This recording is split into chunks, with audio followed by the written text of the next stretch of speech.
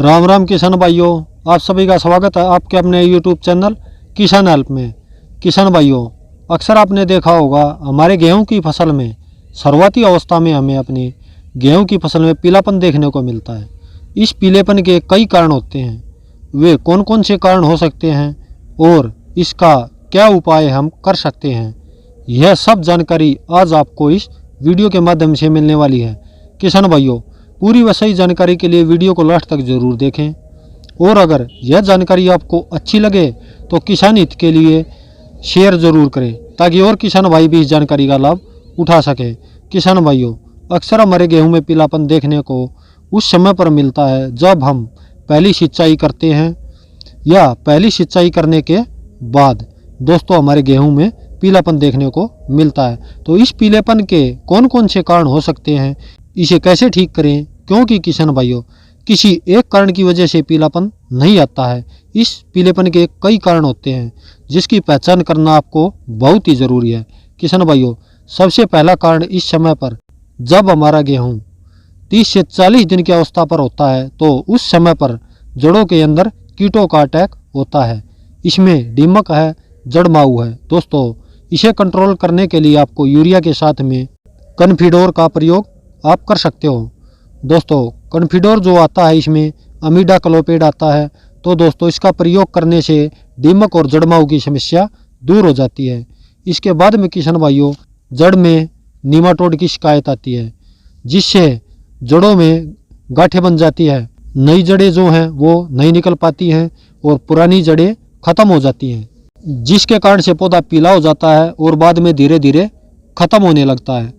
तो किसान भाइयों, आप नीमाटोड के लिए आप यूरिया के साथ में कार्बोफ्यूरॉन का प्रयोग कर सकते हैं। किसान भाइयों, ये एक प्रकार का कीटनाशक होता है, ये नीले रंग का होता है और दानेदार रूप में होता है, तो आप यूरिया के साथ में मिलाकर आप इसका प्रयोग कर सकते हैं। अगला कारण है दोस्तों पीलेपन का गेहूं की फसल में पोषक तत्वों की कमी का होना, जो खाद उर्वरक की कमी के कारण होता है। इसमें मुख्य रूप से नाइट्रोजन की कमी से पीलापन दिखाई देगा, जिंक की कमी से भी और सल्फर और पोटाश की कमी से भी आपको अपनी गेहूं की फसल में पीलापन देखने को मिल सकता है। किसान भाइयों, अगर इसके लक्षणों की बात करें तो हम कैसे पहचानें कि कौन से तत्वों की हमारी फसल में कमी है जिसकी वजह से यह पीलापन आया है। दोस्तों, अगर नाइट्रोजन की कमी है तो पुरानी पत्तियों में आपको पीलापन दिखाई देगा, क्योंकि नाइट्रोजन जो है पुरानी पत्तियों से नई पत्तियों की ओर चला जाता है, जिससे पुरानी पत्तियां हमारे पौधों की पीली हो जाती है और बाद में यह पीलापन पौधे के ऊपरी हिस्सों में भी आपको ज़्यादा दिखाई देगा। तो किसान भाइयों, आप नाइट्रोजन की पूर्ति के लिए आप यूरिया का प्रयोग करते हैं तो आप यूरिया डालें। तो किसान भाइयों, आपकी फसल में जिंक की कमी है तो जिंक की कमी से नई पत्तियां पीली पड़ जाती और पत्तियों की नसें जो हैं वो हरी दिखाई देंगी, यह खास पहचान होती है। तो किसान भाइयों, इस समय पर जिंक की कमी को हम कैसे पूरा करें, तो जिंक सल्फेट जो है 21% में आता है और 33% में भी आता है। आप इन दोनों में से किसी भी एक का प्रयोग कर सकते हो। इनका प्रयोग आप यूरिया के साथ में मिलाकर कर सकते हो या फिर चिलेटेड जिंक 12% एडिटा फार्मूलेशन में भी आता है, इसका स्प्रे भी आप अपनी गेहूं की फसल में कर सकते हो और जिंक की कमी को पूरा कर सकते हो।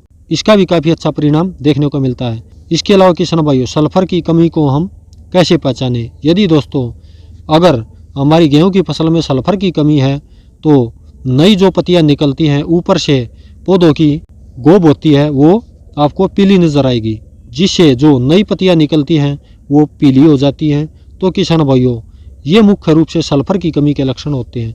तो सल्फर की कमी को हम कैसे पूरा करें, तो आप इस समय पर 80% वाली WDG फार्मूलेशन में जो सल्फर आती है उसका प्रयोग आप यूरिया के साथ में मिलाकर कर सकते हो।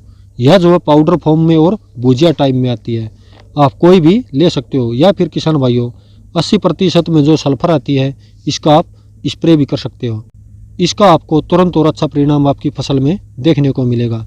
और यदि किसान भाइयों आपकी गेहूं की फसल में पोटाश की कमी है तो पत्तियों के किनारे जो हैं वे लाल पीले होते हुए नजर आएंगे और आपको एक प्रकार से ऐसा लगेगा कि पौधों की पत्तियों की किनारी जली हुई हैं, किनारों से आपको जली हुई महसूस होंगी।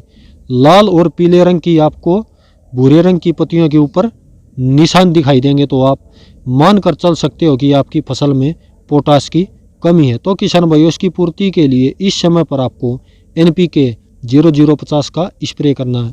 इसमें जो 50% पोटाश की मात्रा होती है, तो आप दोस्तों इसका प्रयोग करके अपनी गेहूं की फसल में पोटाश की कमी को भी पूरा कर सकते हो।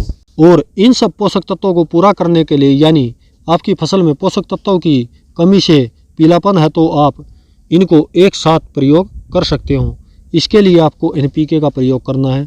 तो NPK 19-19-19 आती है, प्रति एकड़ 1 किलोग्राम के हिसाब से लेना है। इसके साथ में चिलेटेड जिंक 12% वाला जो आता है, इसको लेना है। और इन दोनों का अलग अलग घोल बनाकर प्रति एकड़ 100 लीटर पानी की मात्रा आपको रखनी है और गेहूं में स्प्रे कर देना है। इसका बहुत ही शानदार रिजल्ट आपको देखने को मिलेगा।